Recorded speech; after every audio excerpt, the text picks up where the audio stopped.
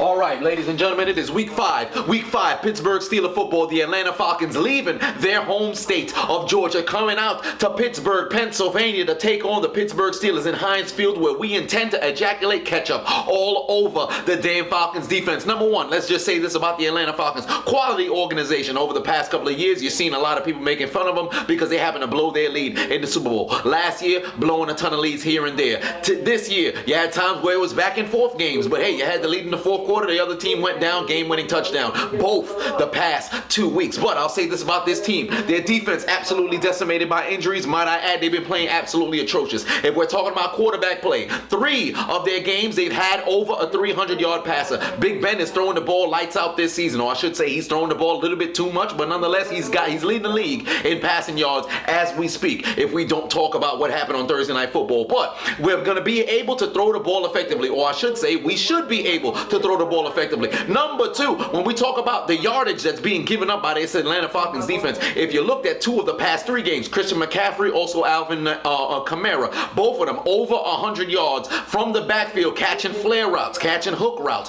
catching curl routes. We should be able to throw the ball. So I'm expecting James Conner to have a big day through the air. Now, when we talk about on the ground, the Falcons, they've been able to stop the run here and there. We haven't been able to run the ball. Our guys up front, we've got to be able to do that. Capitalize on the offensive play, or I should say the failures of their defense. They've been struggling to get to the quarterback. We've got to be able to protect Ben. Our offensive line is healthy. We got to be able to protect Ben. I do not want to see this man's jersey dirty at all. I don't want no hits on the quarterback. I don't want no sacks. I don't want no rushes, nothing. Nobody passes within the 2 yards. I'll give them the, to engage, but you're not going nowhere. Villanueva, I need you to stop people. Foster, I need you to stop people. Pouncey, I need you to stop people. DeCastro, I need you to stop people. Gilbert, I need you to stop people. When we line up in the I formation, Knicks, I need you to blow somebody up. Whether it's the linebacker, whether they pick grass on the offensive line and the D end or the D tackle comes in, I need you to blow them up. Lower your helmet, take somebody's shoulder pads apart. And Connor, I'm going to need you to run the damn ball. Now, when we talk about tight ends, you see tight ends are able to thrive against the Atlanta Falcons defense because they have a hole in the middle of their field. It seems like that's a common trend over the case of the NFL. But I'll say this, their linebackers overflow. You got a lot of inexperienced guys over there. Deion Jones being hurt, that really helps us. Unfortunate for the Falcons, I hope this man gets a speedy recovery. He's a hell of a player. But in this case, he's not on the field. We got to take advantage of those linebackers over pursuing. So we can run cutback plays. We can run counters. We can run tosses. Well, then again, you're not really cutting back on the toss unless that's the vision of the running back. Nonetheless, you got to be able to capitalize on that. Also, I want to point this out as well. If you look at the past couple of games, they've given up a 100-yard receiver as well. You saw last week you had Tyler Boyd over 100 yards. Cincinnati. 2 weeks ago, Michael Thomas, I believe he was over the 100 yards through the air. Also was Kamara against them. 3 weeks ago against Carolina, they gave up over 100 yards. Christian McCaffrey. What does that mean? Either AB, this is going to be the first game for you. Over 100 yards. They can't stop nobody. Juju Smith-Schuster, this might be another game for you. 4 out of 5 games, you over 100 yards. Jesse James, hey, this could be it for you. Vance McDonald, this could be it for you again. Over 100 yards. This is perfect opportunity over here. Everybody, diversify that ball. Diversify the portfolio of you being able to pass the ball. Big men, I need you to play a big game. That's why I'm wearing your doggone shirt. Offense, got to take care of business. Now let's flip to the flip side. Defense, you already seen our secondary playing absolutely atrocious. You looked at Sunday Night Football, we couldn't cover a soul. Now, here's an issue. Atlanta Falcons, Matt Ryan, he's been throwing great throughout the entire season so far. All right, he's been over 200 yards. I believe both the first couple of games he was at about 250, 270, 290, somewhere around that area. But the past 2 games over 300. In fact, he had a 5-touchdown game, then a 3-touchdown game, back-to-back games in which this man played stupendous, but it's the failures of the defense that cost him the game. So this offense is red hot. You already know Julio Jones is an absolute beast. He doesn't get into the end zone, but he gets the yard to put his team in a position to get into the end zone. Calvin Ridley done came into the league. He got 6 touchdowns already.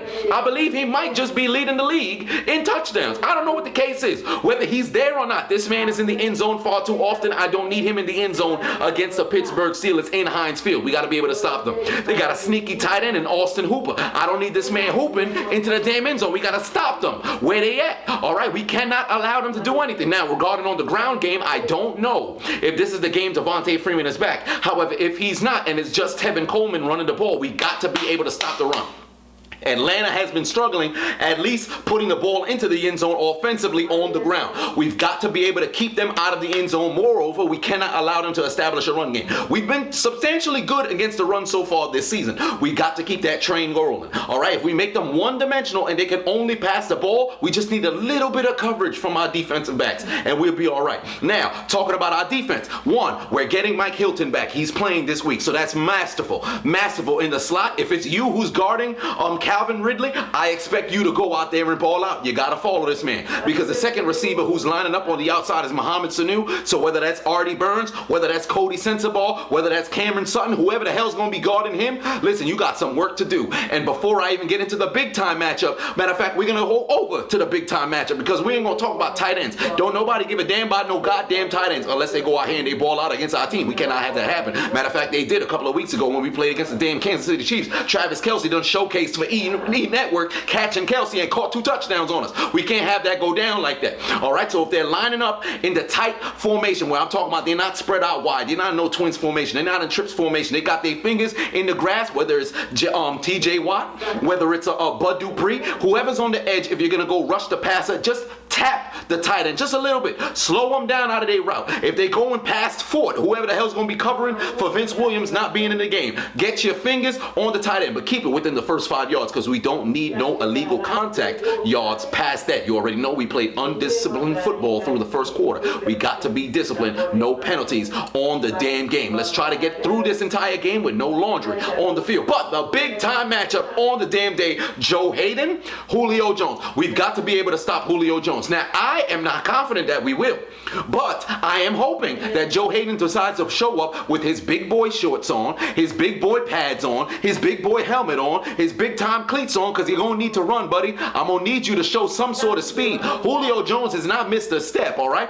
Maybe not getting into the end zone, but he has not missed a step. We cannot allow this man to beat us deep. Moreover, we have to be able to tackle effectively, because this Falcons team has a lot of guys who can get yards after contact, especially if it's failures of us being able to tackle people. We cannot allow that to happen. We got to go out there, play disciplined football, know your alignment, know your assignment, know your responsibility. Stop these guys from being able to make big plays against us, all right? Because we are number what? 1, 2, 3, 4, whatever the hell the number is in big plays. I covered it the past video. We got to be able to stop the big plays. We got to get them off the field on third down. We have to play good, all right? When we talk injuries, Morgan Burnett, you're still not here, but we haven't seen you since week 1. So whoever the hell's in there, you got to get accustomed to what the hell we've been doing. Cameron Hayward said it perfectly in the interview. Either buy in or don't show up. So you got to buy into the defense. As much as a lot of people say, well, the LeBeau defense and the Butler defense don't work, the guys got to go out there and play effectively. You saw the tail end of the season last year where we were playing like a top 5 defense down the stretch. Throughout the last 8 weeks of the season, yeah, I know it sounds weird. It does. It does sound weird, but go back and watch the games. Watch the games. The defense played up to par because they played into the system. Guys got to play into the system. Have some confidence, all right? But it starts up front. Up front, we got to get a pass rush with just 4. If we can establish that, wait till we start blitzing. It's going to be a beautiful thing. It's going to look like a masterpiece. It's going to be damn Vincent Van Gogh painting on the defense, all right? So we got to play good football. We got to play good football.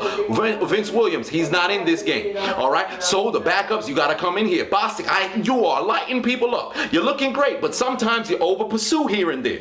You got to slow that down. Play smart. Watch film.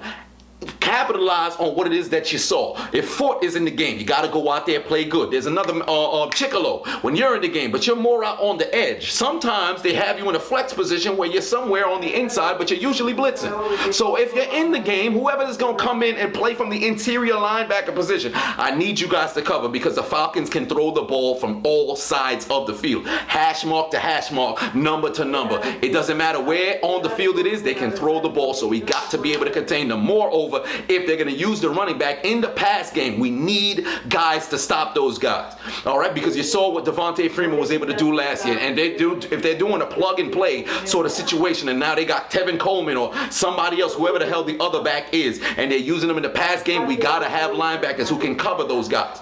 We got to be able to cover those guys. Also, there's another injury on special teams, Hayward Bay. Whatever happens on special teams, this got to be the game where we get a big time return. So Swiss, I'm looking at you. We need some points elsewhere. Moreover, this team gives up a lot of points. Last game, Cincinnati went down the field, 37 points. Game before that, 43 points against the Saints. Game before that, 24 against the Panthers. Honestly, if Cam Newton didn't really get hurt, I think they could have put up more points. But then again, he was in the game. He only missed a few number of snaps. Who really cares about that? But they're giving up a lot of points. They're giving up over 3 touchdowns per game. We need to go out there and score 4. We could go out there and score 5. We're playing at home. We have the advantage here. When we play in Heinz Field, we are at another level. So we got to go out there and capitalize. Defense.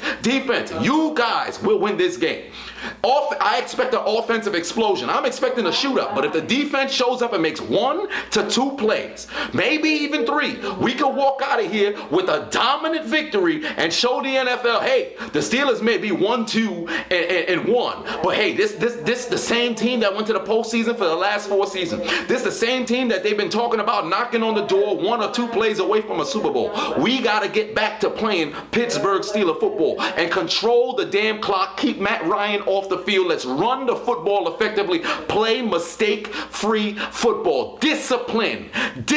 Everybody get your arms up in here because it's a big-time game coming up on Sunday. A lot of people talking about the season on the line. I don't talk about no goddamn season on the line, but goddamn it, in this AFC North where you got Cincinnati playing very good, Baltimore playing good, we need to start racking up wins right now. Steelers on 3, win on 6. 1, 2, 3 Steelers. 4, 5, 6 win. Here we go, baby. Let's get this W on Sunday.